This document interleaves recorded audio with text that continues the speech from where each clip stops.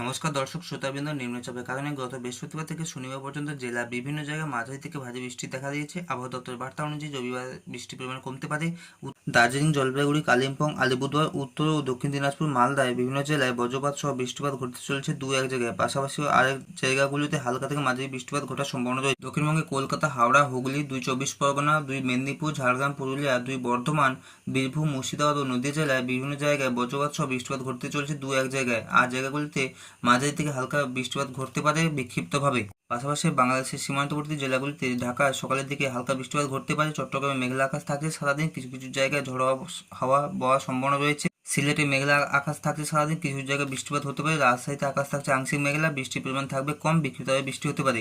খুলনায় আকাশ সারাদিন মেঘলা থাকছে, গরম এর ভাগ বেশি থাকবে। বরিশালে আকাশ থাকছে আংশিক মেঘলা, বিকেল থেকে বৃষ্টিপাত হওয়ার সম্ভাবনা রয়েছে। ময়মনসিংহে সকাল থেকে হালকা বৃষ্টিপাত হতে পারে, অধিকাংশ জায়গায় মেঘাচ্ছন্ন আকাশ থাকবে।